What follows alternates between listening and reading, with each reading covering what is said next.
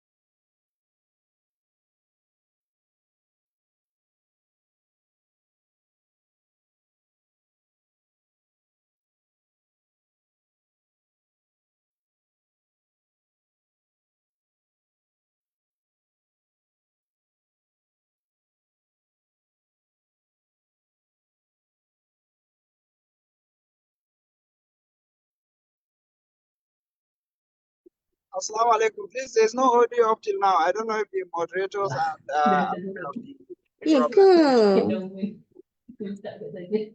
Alah. Ha? Alah, tak boleh lah macam tu. Dia orang saja idea orang kan dia orang curi kan. Kena simpan.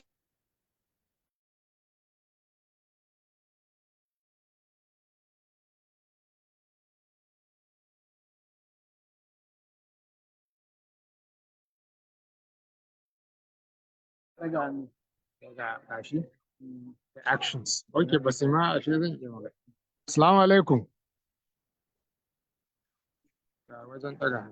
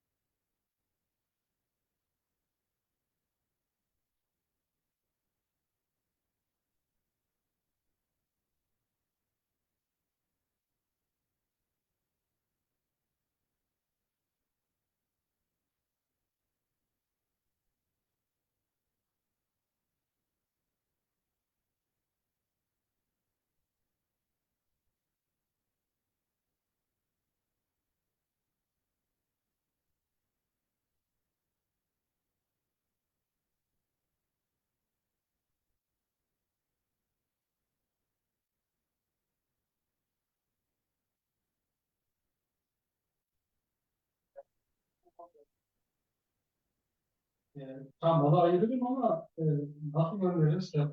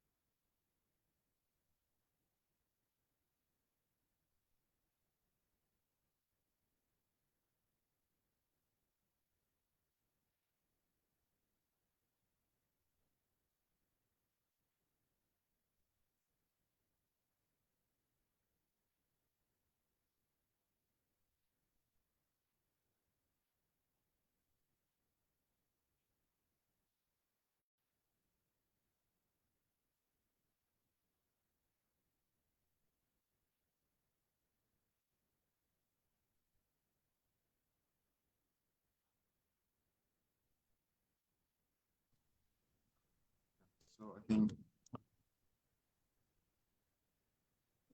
Recording in progress. for that as well. Yeah, right. Can you check? Can you hear us now? Can the online participant hear us now? Check the chat box. Yes, now they can hear you. Perfect. Okay. Yeah. Okay, so we are now comparing Salam with Tawar, okay? Not from permissibility, no. We will not talk about opinions. We will talk from economic and efficiency point of view. So in Tawarruq, of course, you have to go to the bank has to, but there are essentially, it boils down to two steps.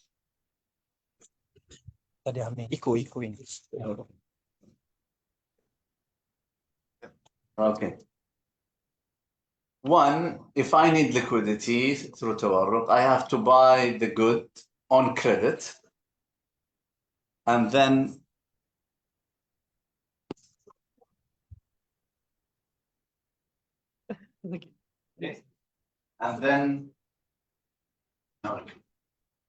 I have to sell the commodity, get cash.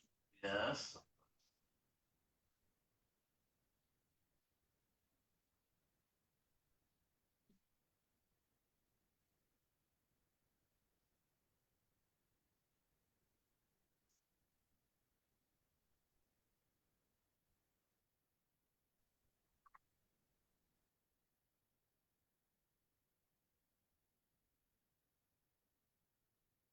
Good, they can hear us now.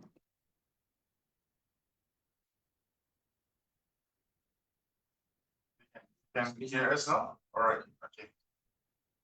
Okay. Just check it. Can you hear us now? Yes. Yes. Yeah, all right. Yeah. Okay, good. So while in Salam, how many steps I need to get the liquidity? One step. The moment I sign the contract with Azizi, I'll get the cash. Just one step. So when it comes to efficiency, Salam is more efficient in terms of getting the liquidity. You get the liquidity on the spot. In Tawarruq, no. You have to buy the good on credit and then sell on cash. And if the bank doesn't have the good, the bank has to buy that good on spot, sell it to you on credit, and it will become quite complicated, you know. And we will get into more detail because you have to have 3 parts. It's quite anyhow. So that's when it comes to efficiency. Now, if I buy the good on credit, okay, and I want to sell, if I am in dire need for liquidity, I want to sell immediately. Called fire sale, because I want to get the cash as soon as possible. But if you want to get the cash as soon as possible, you're gonna sell as quickly as possible. But that means very likely you will not get the best price. Why? Because you don't have time. If you want to get the good price, you have to wait some time. So there is a trade-off between profitability and liquidity in Tawarruq. In Tawarruq, if you want the liquidity immediately, you have to give up profitability. Why? Because you have to sell immediately, and there is no guarantee. Actually, very likely, you will not get the best price. To get the best price, you need to wait some time. But to wait some time, you give up liquidity. So there is a trade-off. In Tawarruq, there is a trade-off between liquidity and profitability. But in Salam, I get the liquidity today, and when do I have to bring the commodity? 6 months later. I have plenty of time to find the best wheat at the best price, whatever arrangement I need in order to deliver. And that's why the majority of scholars said the time delay, al-ajal, is essential in Salam. Why? Because it's very important from this perspective that the debtor or the seller will have enough time to secure the commodity from the market. See, there is no trade-off in Salam between liquidity and profitability. Okay? But there is one more very important difference. In Tawarruq, I mean, from economic point of view, Tawarruq is a loan because I get 1,000 cash now, and I have to pay 1,100 in the future. It's basically, so it's economically, it's a loan. So I am a deficit unit. In Salam, no, I have to be a market player. I have to find the good, I have to sell that good or deliver it to the buyer. I have to participate in the market in a constructive manner to make a profit, not to make a loss. In Tawarruq, you make a loss for sure. In Salam, no, you have the opportunity to participate positively in the market and therefore to be a surplus unit, not just a deficit unit. So, I mean, you know, in the Zakat al-Fitr, there are obviously 2 views, but the classical view in fiqh that you give commodity, you give wheat, you give, whatever, barley, whatever essential food, okay? Now the recipient either would consume it or would sell it. So if we give them money, it's just a charity. If we give them a good, we give them the opportunity to participate in the market. We are building the skills and the capabilities to be an active player in the market. Okay? So there are very essential differences economically between Salam and Tawarruq.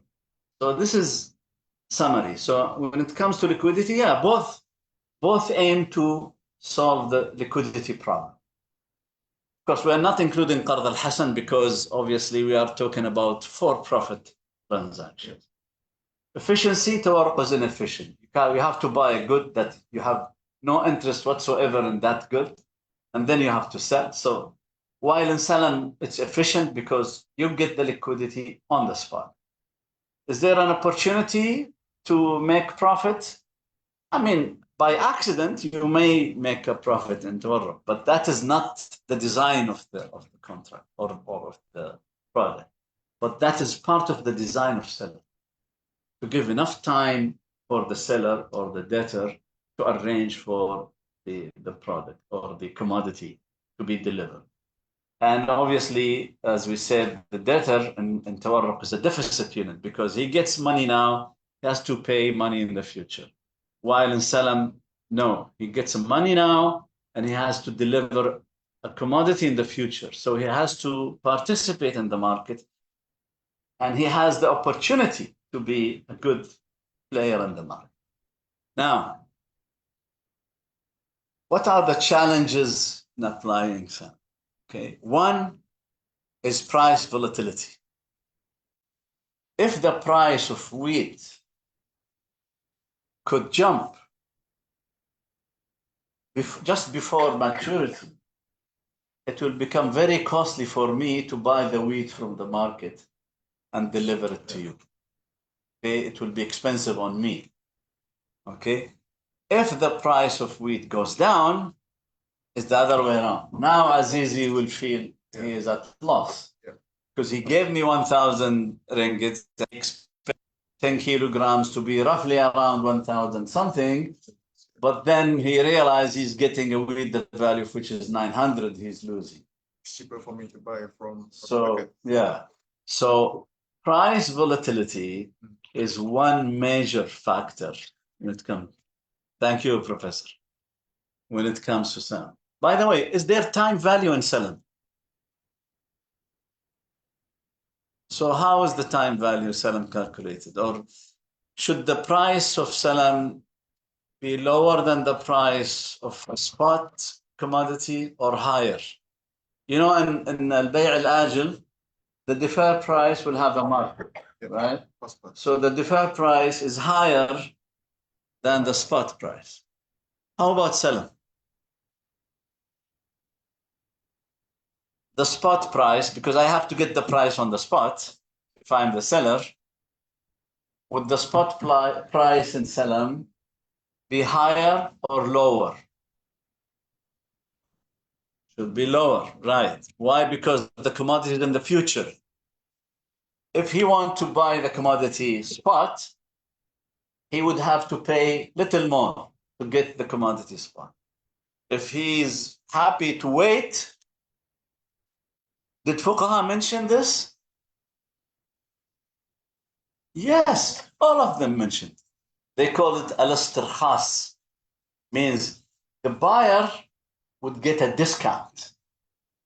They all agreed on this. So time value is not a problem. The problem is time value integrated with economic value, or is it independent of economic value? So in conventional finance, they would say time value of money. The proper way to say economic value of money. Money cannot, time by itself does not generate value. What generates value is economic activities, trade, production, construction, etc., etc. Okay, good. So price volatility is a problem because Azizi will calculate, okay, the price of 1 kilogram in 6 months is expected to be 110. Okay, you had a discount, you calculate as 100, so 10 kilograms would be 1,000 ringgit. So you expect to make money roughly about 10%. So far, so good. This is perfectly legitimate. But then if the price goes down to 90, Azizi will be at loss. So I said, hey, that was not the deal. That was not the objective.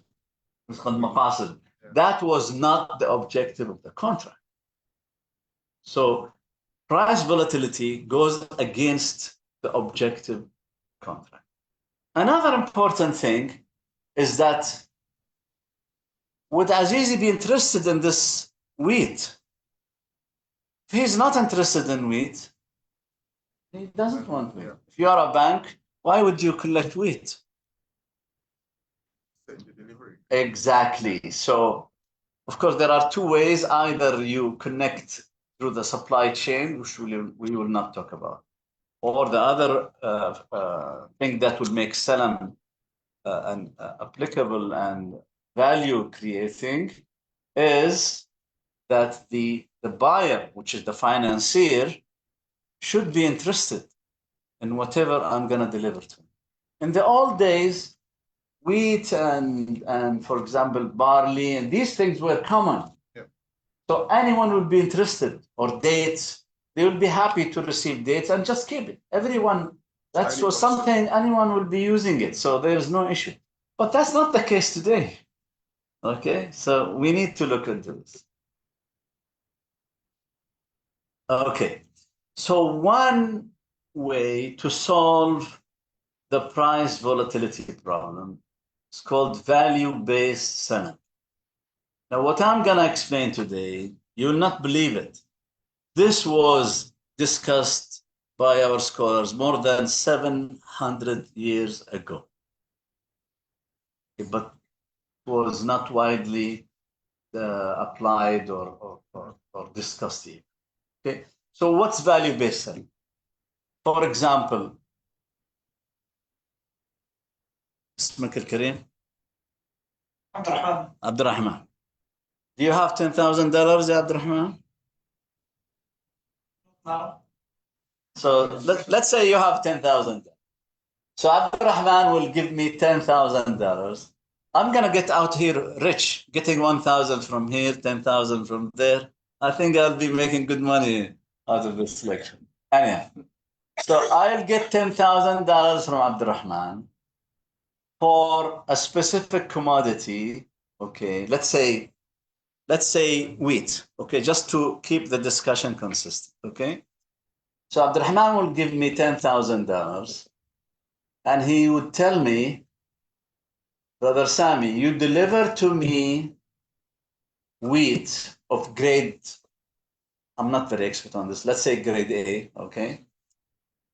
The value, the total value of that wheat on the day of delivery is 10,500. As value-based selling.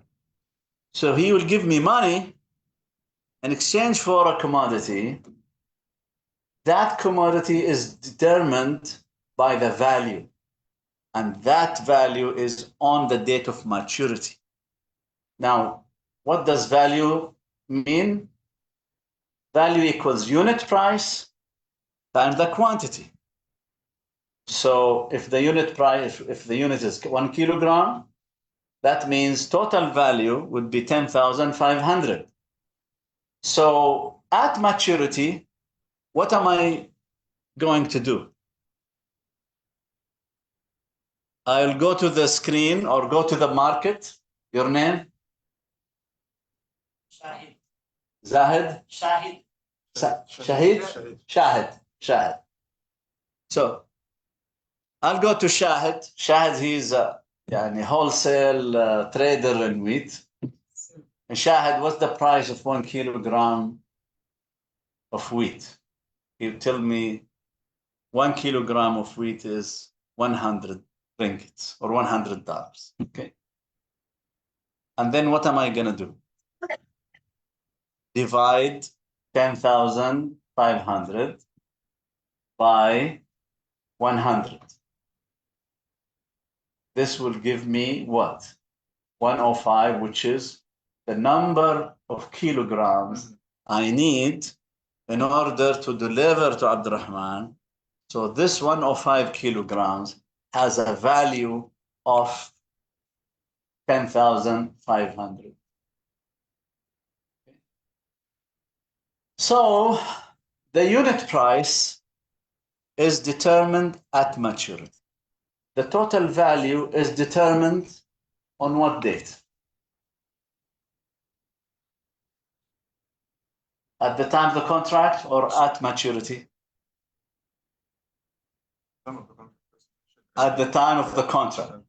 Total value has to be determined, decided on the date of signing the contract. Okay? This has to be clear. And obviously, the nature of the commodity. Is it wheat? Is it dates? Is it orange? Is it iPhones? Whatever. Okay? Has to be decided. Payment of the price is spot, obviously. Unit price, as we said, as maturity. On the date of maturity, we know the price, and therefore we know the quantity that to be delivered. Prof, if I can Sure. get it right or not. So it means that the things that has been predetermined at the time of the contract is not the quantity, but it's the value or at the maturity. Hence, the quantity can be varied at the maturity as well. Yeah. Right. At the time of the contract, two things have to be decided. One, the nature of the commodity. You have to decide what kind of commodity. Two, the total value of that commodity that will be delivered on the date of maturity. So here is another example just to make it, okay. So this is quantity-based selling, okay? And this example will show how price volatility would impact the two parties. So let's say the bank would give, this time Abdurrahman will take 10,000 for 100 sukuk certificates, okay? That's a kind of salam and sukuk, okay? The bank calculated the expected price to be, expected, discounted price to be 100. Now that's clear, $10,000 for 100 certificates. This is quantity-based selling. Okay. Now we can replace 100 sukuk certificates with 100 kilograms of wheat, with 10 barrels of oil. So that's the quantity-based selling, which is standard classical selling, so to speak. Now, if the price of the sukuk certificate at maturity is 90, how much the value for the bank of these sukuk that he would receive? 90 times 100, because 100 certificates. So the total value is 9,000. And how much the bank paid last year? 10,000. So you can see why the bank would never get into quantity-based selling, because he doesn't know how much he's gonna get. Okay, and that would be something good for Abdurrahman, because Abdurrahman, if the price goes down to 90, it's cheaper for him to buy these sukuk and then deliver to the bank. If the price goes to 120, now the bank will be happy. Why? Because total value now is $12,000, 20% margin, much more than what was the bank actually calculating. Now, in Sudan, anyone here from Sudan? No? Right. In the 90s, Sudan, they applied selling, okay, quantity-based selling. The bank would give cash to farmers. Farmers have to deliver certain number of kilograms or bushels of wheat to the bank at maturity, maybe 6 months, maybe 1 year. The bank then would, obviously the bank would put these in a warehouse, and then it will be exported. So overall, it was a good system, because it would help the farmers, help the country, everyone be happy, in theory. But what happened is that because inflation was unpredictable at the time in Sudan, in many cases, at maturity, the price of the kilogram of wheat went too high, maybe twice, 100% higher than the price based on which the contract was calculated or was signed. So the farmer felt that he's losing. Why should I deliver to you 100 kilograms of wheat at a price of 100, let's say, pounds per kilogram, when the price in the market now is 200 pounds per kilogram? It's the farmers felt that they have been exploited by the banks. And remember, those are farmers in Sudan. It's a quite, how can I say, conservative country. So those people are not greedy, okay? Those people are on fitra. They are very kind, normal people. But they felt the loss was too high, so they broke the contract and they decided to sell in the market and they simply give the money back the bank. This is your money, do whatever.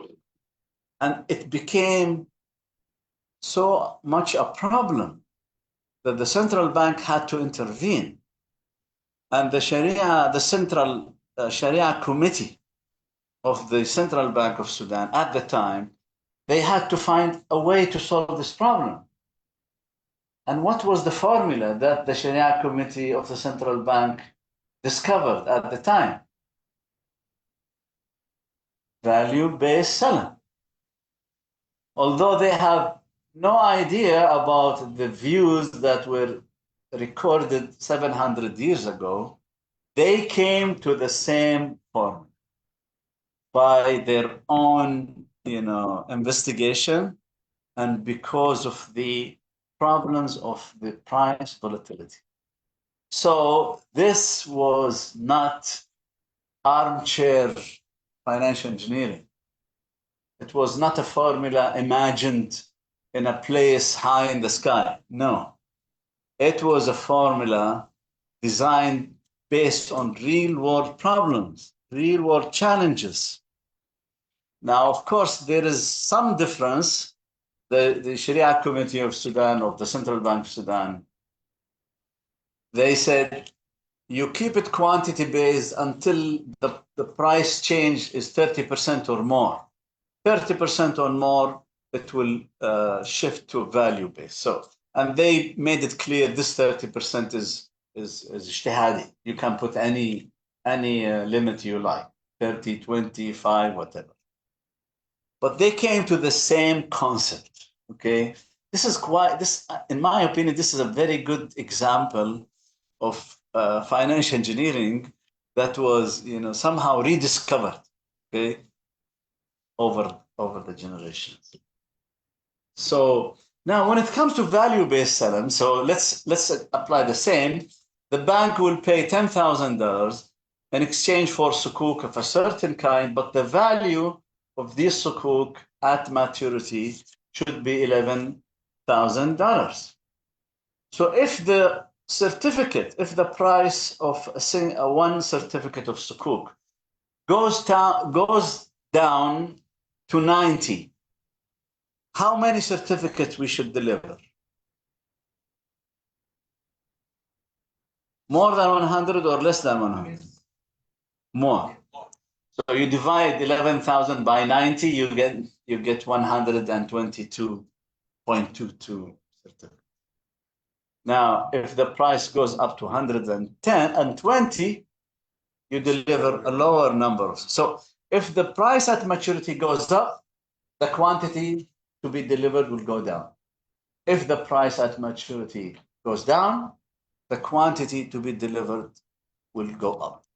So there is but the total, if you multiply the two, you get a fixed number, which is the value which was determined at the time of the contract. Now, this was discussed by Ibn Taymiyyah, as I said, 700 years ago. It was discovered at one of the Islamic banks, at the Rajhi Bank in 2003 or 4 something. And there are different views on this. So This is not something unanimous, okay? Not something unanimous. Now, the objections, there are essentially two objections. Those who say this kind of contract is not acceptable from Sharia. One is they say, this is basically riba. You pay 10,000 and you get a commodity, the value of which is 11,000. It's just money for money. Okay? What would be the response, which you can see on the screen? Is it money for money or is it money for a commodity? It is money for a commodity. Substance over form. العبرة بالحقائق والمعاني لا بالألفاظ والمباني.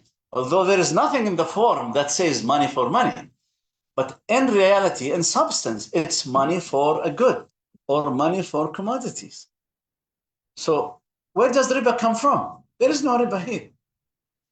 The commodity has to be delivered to the buyer, to the financier or the bank. The bank has to own this commodity, has to be liable for it before the bank can sell for cash. So all other requirements for trade should be applied. Okay? And if it is riba, if it were riba, there is no opportunity for mutual gain. Okay? While in Salam, okay, as we said, there is a room for the debtor to arrange for obtaining that commodity at a good price. So let's say I was able to buy these sukuk at a discount from a broker or from an investor or from whatever. That means I might make actually money out of this finance. For the bank, he's making money. For me, I am making money. Why? Because I am not delivering money. I am delivering an asset or a commodity. There is a room for mutual gain. If it were tawarruq, there is no room for mutual gain. I get 100 cash and I have to pay 110 cash, money in the future. So by design, money for money, there is no room for mutual gain. Okay? So in reality, if you look deep into the contract, there is no riba in reality. Now, some people say, oh, no, it's gharar. We don't know the quantity. How would you sign a contract for an unknown quantity? Well, that's true that the quantity is unknown, but the value is known. So if the objective is to determine the quantity in an objective manner, in a neutral manner, we can do that. If there is a fair and objective way to know the unit price or the market price at maturity, that both parties agree that this is the market price at maturity, then we are done. There is no, actually, as I explained the experiment in Sudan, it's the other way around. Gharar is what could happen from quantity-based when you have an inflationary or unpredictable price environment. If the price volatility is high, now you get real gharar because one party might lose and the other party might. There is something called counter-cyclical or pro-cyclical. Counter-cyclical, you are moving against the cycle of the market. The market is up, you go down. If the market is down, you go up. Pro-cyclical, if the market goes down, goes up, you go up. If the market goes down, you go down. Now, value-based salam, counter-cyclical or pro-cyclical?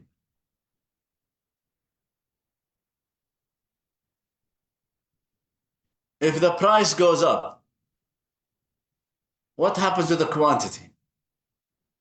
Goes down. It's not that if the price goes up, the quantity goes up. No. So if the price goes up, you want a smaller quantity. You are not contributing to a higher price. Actually, you are helping the market to stabilize. In a quantity-based salam, it could be pro-cyclical because once the quantity is fixed and the two parties expect the price would go up, they will push the cost of salam higher. Why? Because they expect the price to go up. So you end up with something like pro-cyclical actually. Now, in reality, if you look at the big picture, we need both. We need quantity-based and we need value-based. It's not that we need only value-based and we don't care about, no. On the bigger picture, we need both. The system, the market, the overall economy would need both quantity-based and value-based. But today, we don't have the value-based, and because the price volatility problem, nobody wants to deal with quantity-based. So we have a serious problem. The liquidity problem is unsolvable if we stick to the classical view that says you have to determine the commodity by quantity. Nobody would be interested in that kind of. And remember, we don't have to justify value-based selling. It's the other way around. So you have to show why you think there's something wrong. الأصل في المعاملات الحل. And it is money for a good. It's not money for money. And there is no harmful uncertainty. I'll skip some things because I know it is, we are already late. طيب. Can we make salam? We are familiar with salam in wheat and barley and dates, agricultural commodity. That's a common view that salam is used for agriculture. Can we use salam in something different? Can we use salam in sukuk or fund units? Or is it the wrong way to ask the question? What should be the proper way to ask the question? وين اللي يتكلم? What is the right way to ask the question? Money also not agriculture sector, but we can go to the industrial to have many products. Not the agriculture is the basic use, but going to another sector and that's it. True. But the right way to ask the question is not, can we make salam in sukuk? Can we make salam in this? Can we make, that's the wrong way to ask the question. The right way to ask the question, is there anything wrong to make salam in sukuk? See, that's the difference. You know, that's the right way to ask the question. It's okay to ask the question, but how to ask the question, okay? In many cases, the way you ask the question would imply the answer. Because if you say, how do you know that we can use salam and sukuk? Oh my goodness, how can I find this? Let me go back to Al-Mughni. There is nothing in Al-Mughni to say, now we are in trouble. We cannot use it because I cannot prove that we can use. No, it's the other way around. Is there anything wrong? There is no riba, there is no, and so on. Okay? So that's a constructive way to design products. Okay? So there is nothing wrong actually to use salam in sukuk, in shares, in fund units. Now, what is required? One of the important salam conditions is that you do not determine the source. So if I want to, if Azizi wants to get oranges, he cannot specify, you get oranges from Khadr. What city you are from? Grozny. So you cannot say, bring me oranges from the farm of Brother Khadr in Grozny. That would not be acceptable. Why? Because you never know if that particular farm would produce that enough amount to meet the. So, but you give a general condition. You say, you deliver to me oranges of quality this from anywhere. Fair enough. So I cannot say, you deliver to me sukuk of a particular company because you never know if the sukuk of that particular company is available. They call it cornering the market. No, so you want to avoid this problem. So you have to give enough room for the debtor to find acceptable sukuk, okay, that would meet the requirement. For example, rating, for example, the sector, whatever. And obviously value, that is very important, okay? So now we have the two important ingredients. One, value-based salam. Two, using salam in assets like sukuk. Now we need to cook, okay? Now we need to make our cake. So how to do salam-based liquidity management system? Very simple. The bank would give the client, let's say 100,000 ringgits. The client has to deliver to the bank at the maturity date, sukuk of a certain qualities. The value of this sukuk at maturity is, let's say, 105,000 ringgits. Would the bank be interested in sukuk?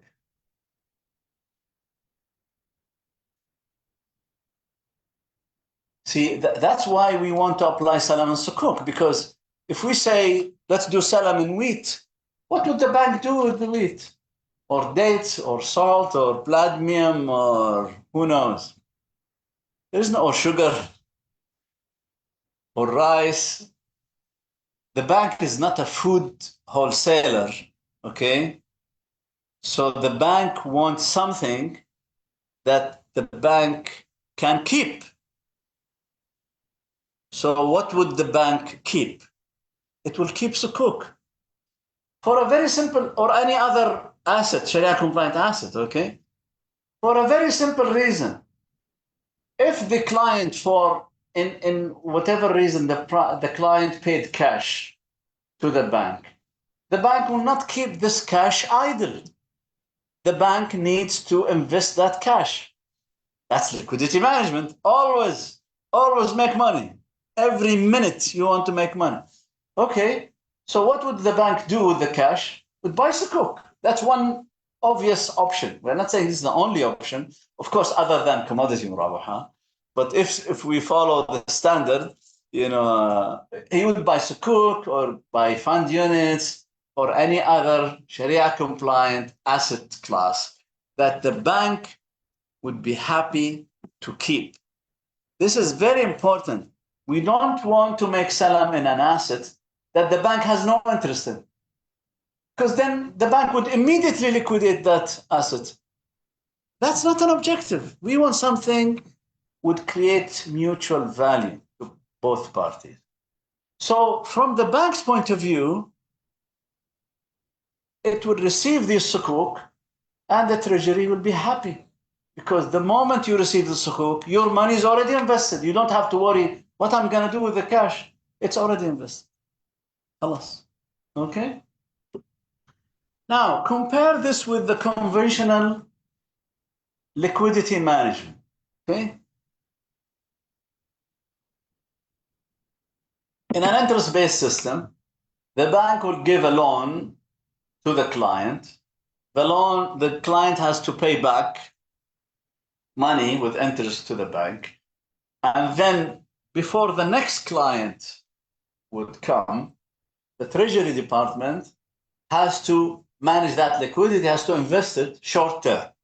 So it will put the money into the money market instruments so that it will make small returns quickly before the next operational loan comes in, before the next client comes in, okay, or approved. So you have two cycles, okay? Conventional banks or conventional banking system, you will have two cycles. One, the operation, lending or loans, that's the main function of the bank. Two, the liquidity management or the money market. These are two cycles, okay? And banks are doing it. Very good. Now, what would happen if we want to do it through commodity murabaha. And that's a reality, by the way. And it's not that something that was the available option. Okay, so we cannot blame anyone on this because these are the tools that were available and still until now available. And we are here to see how we can together change the world. Do you want to change the world or you want to keep the world the way it is? Who want to change the world? How many of you want to change the world? Okay. To the better, of course. We want to make the world a better place, not to destroy the world. Okay. Now, Islamic banking took the same conventional liquidity management model, these two cycles, and added to it the commodities. So how many steps? Purchase, see? I don't have the mouse. Okay, so you can count these now. First, the bank has to purchase the commodity, has to sell the commodity to the client. The client has to sell this commodity to get the cash. And then when the client pays back, the bank has to repeat everything again, but at a short term. So you end up with a very complicated structure. It's extremely inefficient, right? And obviously very costly. While how many steps do we have in Salam? 1, 2, khalas. It's basically one contract, one cycle. We have only one cycle in Salam-based liquidity system. So you can see actually the Salam-based liquidity management is more efficient than interest-based liquidity, let alone the commodity muraba. See? So that's what we said. You have to be sure whatever you are proposing would beat the conventional system. Not only the commodity, the Islamic environment. Okay? Now, of course, someone might ask, so why the conventional banking is not doing this? Because you can do the same thing. You can give money now, and the client will deliver bonds, for example, or commercial papers or whatever. And the answer is they have no incentive to do this. From our point of view, we have restrictions, and these restrictions will push us to find alternatives. So you can see how, and that's what that would tell you Islamic finance actually is more valuable to the economy than conventional finance. Now, how many contracts in conventional liquidity management? We said there are 2 cycles, okay? So each cycle has 1 contract, 1 loan, right? So you have basically 2 contracts. And how many contracts in commodity murabaha liquidity? Well, there's 1, 2, 3, 4, 5, 6, at least 6 contracts, okay? Not to mention, okay. Now, how many parties involved? Well, in the conventional, in the Salam base, we have only 2 parties, the bank and the client, that's it. In the conventional liquidity management, we have the client as 1, of course, the bank 2, and then the borrower in the short cycle. So you have 1, 2, 3 parties, right? So you have 3 parties in conventional liquidity management, 2 parties in Salam-based liquidity management. And how many parties in commodity murabaha? Actually, this should be more because you're going to buy the commodity from 1 party, sell it to the client. The client has to sell to another party because you cannot sell to the same. So you end up with 3, and then you have to repeat. So you end up with 6, actually, not 4. So depending on how do you count the parties, you can go up to 6 or at least 4. So, and what would happen if you have 4 parties? The counterparty risk would go up or down? It will go up because there's something called counterparty risk. What if the counterparty fails? So the more parties It will not be fun. It's not more parties will be more fun. More counterparties will be more risk. Okay. And here's the final important point. Is it linked to the real economy? And conventional liquidity management, obviously it is not, because by design, it's a loan. Okay. And commodity murabaha, the same thing, because the commodity has nothing to do with no, it's not serving the interest of any party within the transaction. Now, in salam-based, assuming these sukuk are actually part of the real economy, that's the basic assumption, obviously, then yes, you are linked to the real economy. Right. We are not too far, by the way, from there. So the bank will provide cash to the client for sukuk to be delivered at maturity. The client deliver these assets at maturity. The bank will keep these assets. So it's very important. The bank has no interest to immediately liquidate those sukuk or assets. Otherwise, it will not be useful. Now we come to the client. Okay, this guy that we have been talking about. Why would the client be interested in this salam-based system? Why? What if the client say, no. Give me money, I'll pay you money back. Khalas. I don't want to bother sukuk with this and that. Why would the client, or when would the client be also interested? See, if you want to design a product, you have to be sure everyone is happy with this product. You don't just look at the product from one perspective and ignore the other. You have to put, this 6 hats method. Maybe you want to read about it, the 6 hats approach. It will tell you how to solve problems. Okay. Edward de Bono, name Edward de Bono. I think the youngsters, they don't know him. My generation would know de Bono better than the youngster. Okay, so why would the client be interested in this?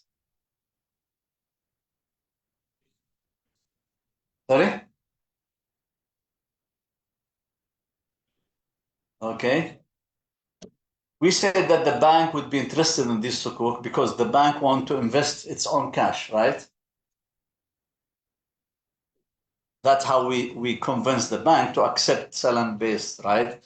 We tell the treasury of the bank, look, you're gonna invest your cash anyway, so why not invest in sukuk through the salam contract? So the bank would be happy to accept this because the bank would invest its own cash in sukuk. How about the client? Would the client invest its own cash? Yes.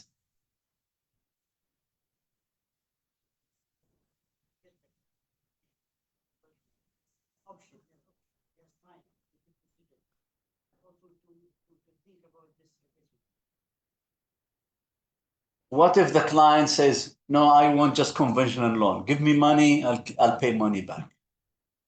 How to convince the client that actually this is better for you than a conventional loan? Time value in loan also. Same thing. Value in economics? Sorry? Value in economics? I mean, the client, he cares about himself. He doesn't care about the economy. We have one that problem. The client, anyway, you are paying 11,000 Islamic or conventional. But there is a possibility you will get the certificate with them, or you already have, maybe he already have certificates, just waiting for. Very good. So that's one reason. Reason number one is that you might get these certificates at a lower price. If you are, active in that market, you might be able to get it at a better price. That's A, part A of the answer. Part B, sorry? Efficiency. Okay, I'm the client, I would say I'll just pay back money. Why should I pay back sukuk? Because the client has to invest its own cash as well. If you are the treasury of the client, I mean, the treasury of Aramco is bigger than many banks in the region. Okay? The treasury of, I don't know, what's the oil Malaysian? Petronas. The treasury of Petronas, I'm sure would be larger than several banks in the region. So those people want to invest their cash as well. So the client will never keep the cash idle. So if the client today takes 1 million, let's say dollars or ringgits in Salam or on any financing arrangement, he will be using it for his own operations, sales, making, producing oil, selling this or that. And once the revenue comes in, the cash comes in from the sales, the cash will go to the treasury of the client. And what would the treasury do? They will keep the money in the bank? No. They have to invest that cash to make returns on that cash. And one option is to invest in the same sukuk. They're going to invest their cash anyway. Right? They will not keep the cash idle. So both the bank and the client, none of them will keep the cash idle. Both have to invest their cash. Now, if the two agree that this kind of sukuk is acceptable to both, perfect. We have a perfect match. Because once the client gets the revenues from its sales operations, he will take that money and he will buy the sukuk. And what will happen on maturity date? The treasury director at the client, he would simply call the broker, transfer this amount of sukuk to the bank. You don't have to sell even. The client doesn't have to liquidate anything. While if the bank has to pay back money and the bank has to invest in bonds or whatever, he has to liquidate these bonds before paying back the bank. See? So it will become more efficient for both. Can you see this point? It's very important to see that, of course, we are not saying it will be always in the interest of both. We are not saying this, but we are saying there is a very good opportunity that we can design a system that would meet the requirement of both parties. Now, the next step is that you say, okay, let me create a fund that would meet the requirement of Islamic banks and of the majority of big clients, at least, so that we can do the Salam system in units in that fund. See? So this is the point. The point is that the client could have, we are not saying always have, but could have the interest in that system more than in a loan. We're not talking about commodity murabaha, okay? We're not talking about Sharia compliance. That's, of course, an important aspect, but you want to convince the client from economic point of view. It's not enough to say, oh no, if you don't do this, you're gonna go to hell.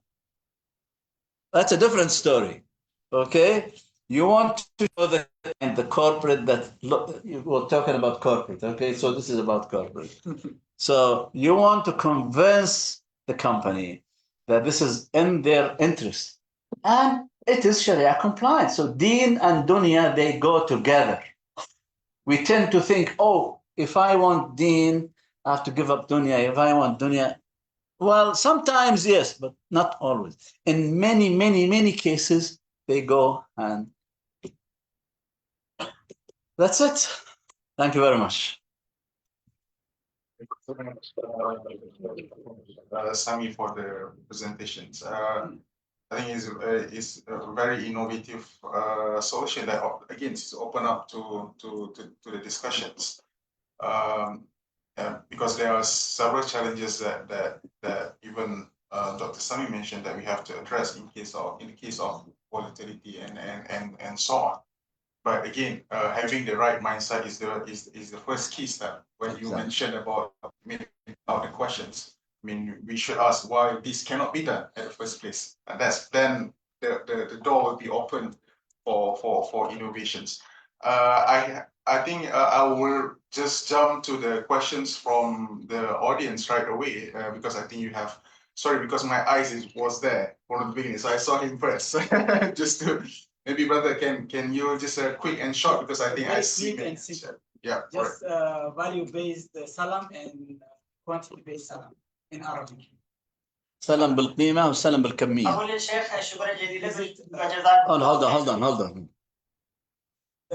The same definition in all the books.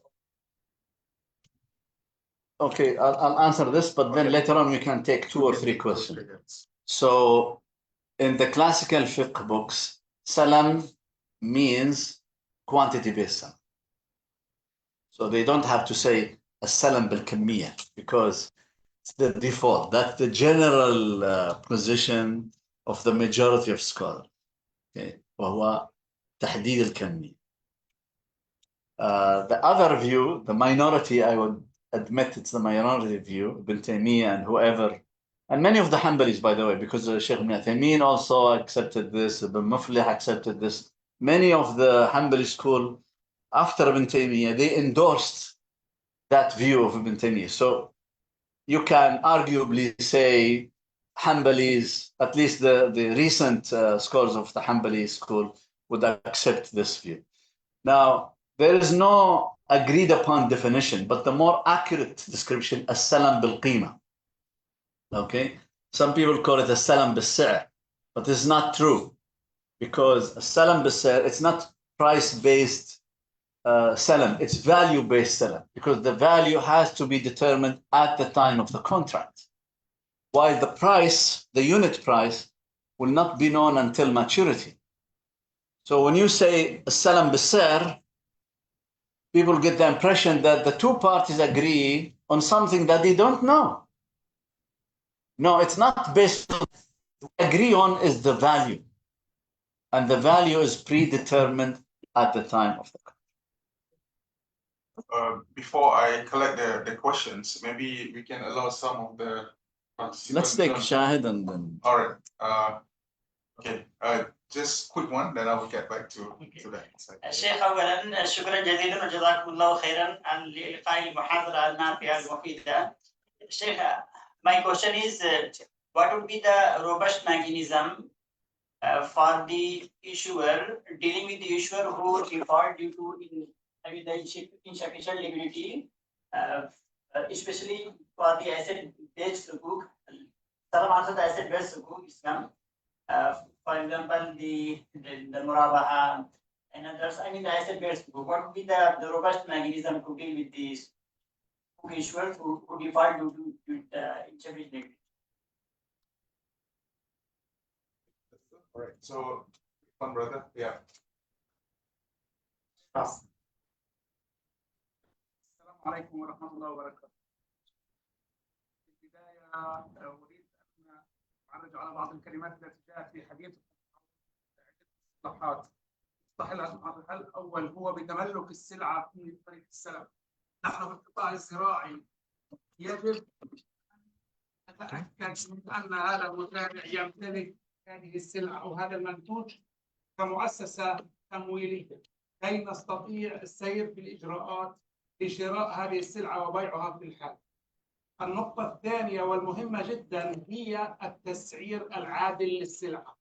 التسعير العادل للسلعة وقت وجود الكونتراكت الموجود في التوقيع يحتمل أحد الشيئين.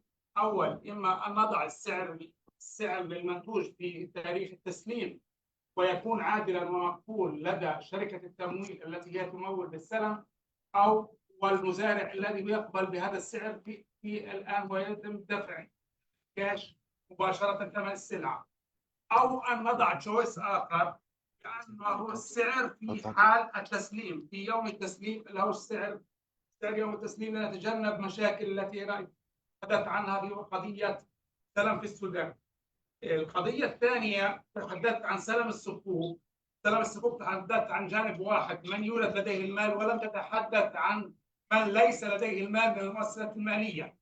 فنحن في فلسطين مثلا نتعامل بالسلم والسلم الموازي بنفس الوقت، ولكن بعض المؤسسات الإسلامية مايكرو فاينانس لديها عسر في السيولة أثناء عملية تمويل السلم بسبب الحجم الكبير للطلب على السلم في منتج مثل منتج التمور. فأنا أذهب لإصدار الصكوك من أجل توفير السيولة لي كإسلاميك مايكرو فاينانس، أجل أن أقوم بعملية التمويل بالسلم والسلم الموازي فيما بعد. القضية الرئيسية أنه يجب التملك، ثانيا أنه يجب أن يكون ثلاثة بارتي في العملية، يعني المؤسسة المالية الممولة، المزارع المتملك للسلعة، ثالثا الشركة المسوقة الزراعية التي تستطيع أن توقع معي سلم الموازي كي تشتري مني منتج السلم الذي أشتريه من المزارع، كي أستطيع إما أن أحقق ربح ويكون عقدا منفصل. فهذه النقاط الرئيسية التي هي عقد الثالث بتاع الدراسة بتاعتي في IDF. وشكرا لكم. رغم أنكم في دراساتكم في السابق كان معظم تركيزكم على المرابحة للآمر بالشراء ولم تركزون على جانب السلم، مما نجد فجوة كبيرة معرفية وبحثية في العالم العربي بالخصوص في تناول موضوع السلم وفي طرح موضوع السلم للتطبيق. رغم أنه يجدى بالبنك الإسلامي للتنمية أن يشجع على تفعيل تطبيق منتج السلم كأداة مهمة لمواجهته للقطاع الزراعي. وشكرا لك. شكرا. Thank you very much. We are not discussing sukuk issuance. But you are talking about, if I understand you correctly, how to issue the sukuk. Is it asset-based, asset-backed? What are the conditions for the issuer? This is not our topic. If we get into that, it will take another 3 hours, and I don't think we'll be able to. So what we assume now, that there is already a sukuk market, that the bank and the client, they have access to that market, and the kinds of sukuk available in the market would be acceptable for both for investing their cash. This is the assumption. Now, once this system is in place, issuers, there will be more demand for sukuk, right? Because everyone now is using sukuk. So the issuers will have, the sukuk market will be more dynamic, more active. Why? Because other players are using these sukuk to finance their activities. So this will have another impact on sukuk issuers, but we are not talking about sukuk issuers. اللي تفضلت فيه أستاذي العزيز هذا النوع الثاني من السلم، وهو السلم من خلال الدورة الإنتاجية أو supply chain finance. لأن عشان for salam to be applicable, either the salam commodity has to be of value to the financier, like sukuk, or you have to have the undertaker, okay, who will take that commodity from the recipient of the financing and who would sell to the market. So that's supply chain financing. We are not discussing supply chain financing, although that would be an important part. But I thought in order to focus, so let me just quickly, there are two ways to make salam of economic value, okay? One, through assets that are acceptable to both parties, or through supply chain finance, where you give cash to the farmer delivers the product, and then a third product and sell it in the market. That's the supply chain finance. For example, the bank would give Aramco $1 million. Aramco would deliver oil to electricity company. Electricity company produce electricity, get cash, and pay to the bank. So, but the oil is owned by the bank. From the maturity date of the salam, the oil is owned by the bank. In the case of the farmer, once the product is ready, the bank is the owner. And then the undertaker, the third party, will take that product and buy it from the bank. Of course, through the channels, you know, it doesn't have to be delivered to the headquarters of the bank. So maybe, inshallah, in another opportunity, we will talk about supply chain finance. Right. Can we take 2 questions here from Amin first, and then I'll give you to your brother. Yeah. Please. السلام عليكم ورحمة الله. أحسن الله إليك. ما هي مراجع لهذه الأبواب كتب الفقه مثلا ابن مفلح وابن تيمية مثلا. وثانيا هل طبقت المملكة هذه very base سلام جزاك الله خير. Please, yeah. Assalamu alaikum wa rahmatullahi wa barakatuh. Thank you very much, Doctor, for your valuable ideas and innovative approach for this Gurdak. So my question is regarding the managing the short-term liquidity with long-term assets. How do Islamic financial institutions will balance these short-term liquidity, having those long-term asset-based liquidity? So like real estate and other sort of assets. So how do you manage those? For the references, the first document was a report prepared by Sharia Group in Al-Rajhi Bank, as I said, in 2004 something. But if you Google, if you go to my personal website, you will find I wrote a long paper on that particular topic, Salam bil-Qima, and you will find all the references there, all the references. Because there has been, as I said, the Rajhi organized a seminar, there were different papers were submitted. Most of these papers are available if you Google them, but you will find everything in that long paper. Maturity mismatching is wrong. Maturity mismatching is baya malisan. Sorry if that was bad news, but that was one of the major causes for the global financial. Banks will borrow overnight, and they will use that money to finance mortgages of 30 years. And of course, these mortgages, they will be securitized, but that securitization will take at least 2 years. So you have at least a gap, one night over 2 years. So what would happen? They would roll over this overnight loan, right? Because how could you match these two? They'll keep rolling over. And why they are doing it?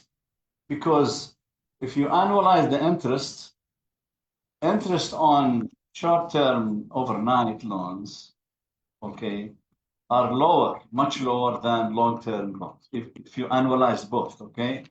Why? Because in a short-term loan, the lender has the right every morning to say, no, I'm not gonna roll over, pay.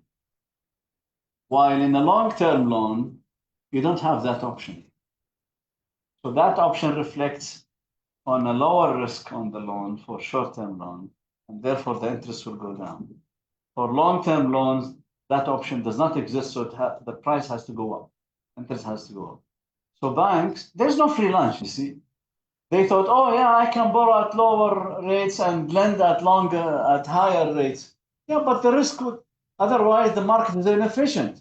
They keep telling us the market is efficient.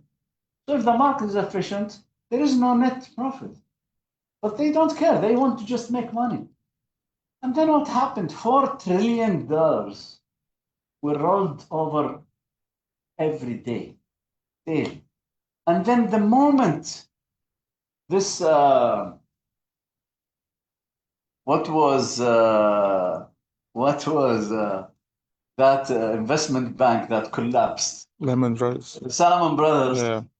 The moment that Salomon Brothers collapsed, all those lenders in the money market said, no rollover, pay. Mm. 4 trillion. The Federal Reserve had to inject trillions into the money market. Mhm. Essentially, the Federal Reserve guaranteed the entire money market. Why would the government pay for those speculators? Mhm. And from where the government is getting that money? From the man in the street. Is that fair? Is that a fair system? So maturity mismatching is not, is very dangerous. What you could do, you issue long-term sukuk that are tradable. Okay? Khalas. If you are real estate developer, okay, and you expect the project will take 3-4 years, you issue sukuk with maturity 5 years. And you pay good return on this sukuk because you have a good return on the other side. And if the investor want to get out, they can sell in the market. ABC of financial management. So you don't have to worry about things. Okay. I think we have a limited time today, but let us end with addressing some of the questions from the audience, and I will just summarize them. First, there is questions asking that if salam or value-based salam that you propose here can be applicable to other commodity. I think you very much discussed about this as well. We're looking at the potential or the possibility to extend this. But the other question is that how is this going to work in consumer financing? So that's the first question. The second question asks about the concern in Murabaha is apart from liquidity risk is also the credit risk. So how this is going to be addressed in value-based or salam or whatever that you have proposed here. So yeah, if we can take that 2 questions before we end for today. Yeah, that'd be good. So let's start with the first one. Now, every time there's an opportunity to discuss this system, people would think, okay, once the bank receives these sukuk, they will sell it immediately. But that defeats the purpose of the whole thing. If the bank has no interest to keep the sukuk, why would the bank ask for this sukuk? Why? No. So you start with the bank, ask the Treasury Department, can you tell us what kind of assets are acceptable to you? They will give you a list. Based on the risk department of that bank, they will give you a list. These are the kind of assets, whether sukuk, fund units. Obviously, they should be Sharia compliant, but from a financial point of view, they have a set of acceptable assets. Okay, give me that list. You go to the client. Which of these assets are acceptable to you? Which of these assets you would be willing to invest your cash? Now, the bank is more conservative, obviously, than the client, right? So if something is acceptable to the bank, you expect it to be acceptable to the client as well. So there is a very good chance that, at least out of 10 asset classes, you will find 2, 3 acceptable to both. And based on that, you build the system. So, but you see, the problem is here. The problem is not in technology.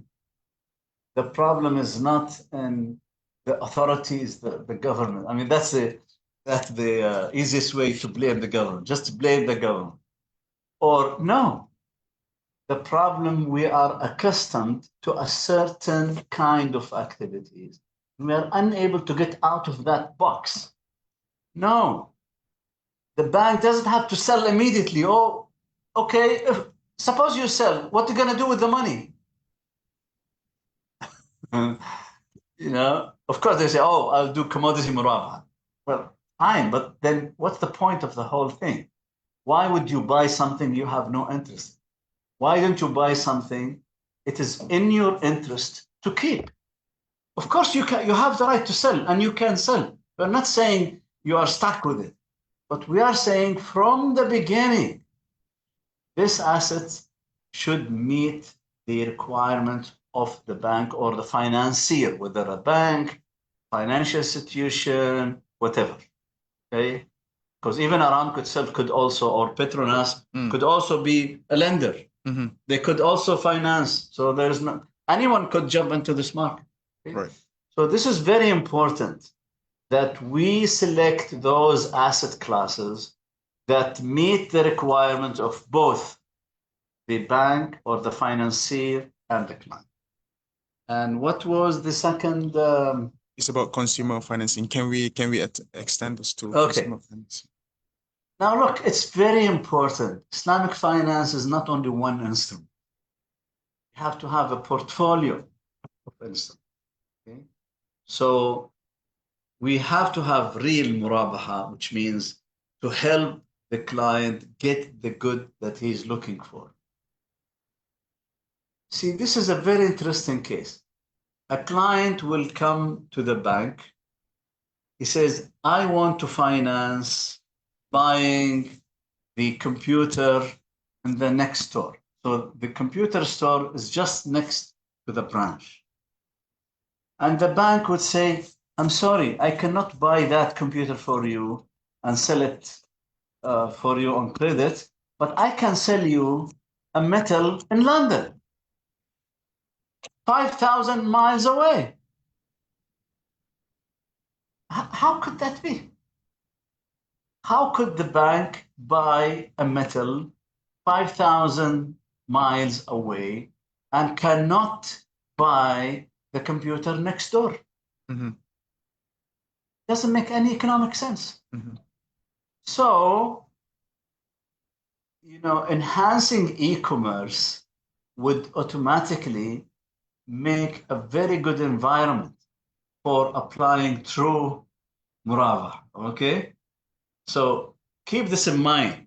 It's not only Salam will do everything. No, Salam is part of the story, part of the picture.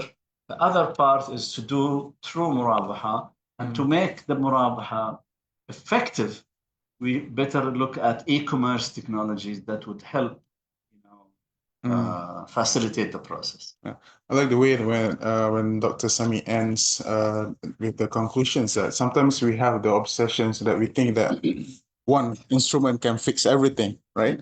But then it closes very much the room to open up for more innovations. I think that's the time that we have for now. Unfortunately, definitely, we would love to listen more to Professor. Maybe he can come again, perhaps, in the next sessions, right?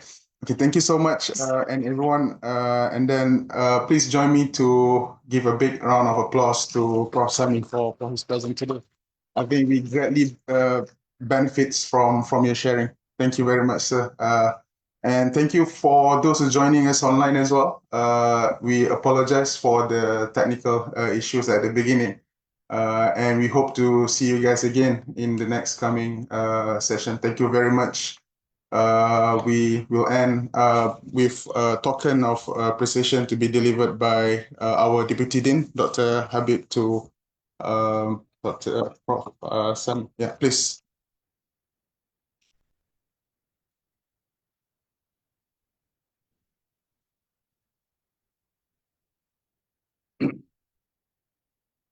هذه جامعتنا، هذا مبنى رئيسي ما شاء الله. تدخل من هنا، والمسجد ما شاء الله.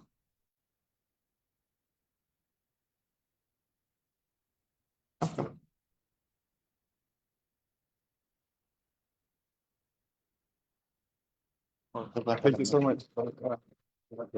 ما شاء الله أفكار رائعة جدا، وإن شاء الله نستفيد منه. بارك الله. So thank you. We have I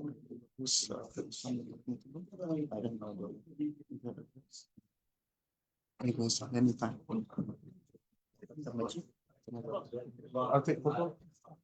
Can we take group photo again?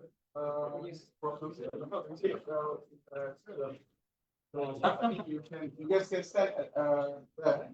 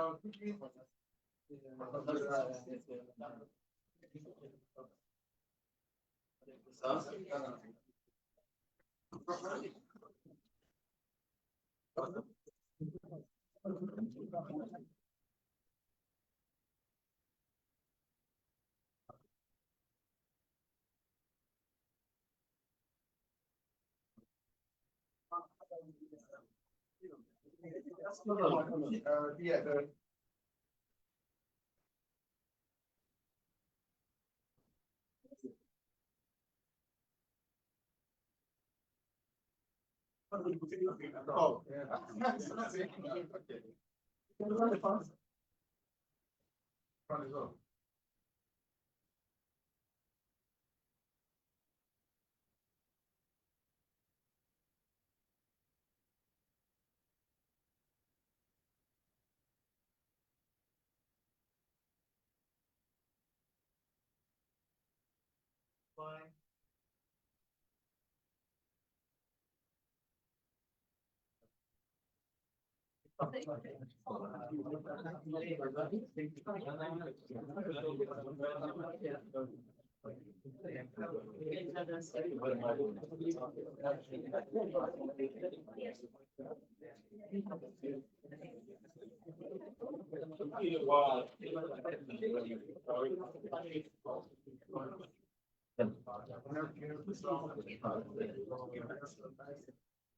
Yes, I'll just take my.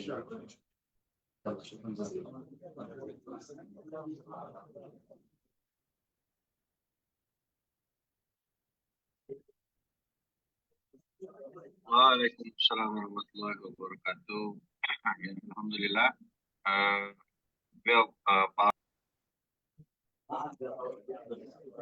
Well,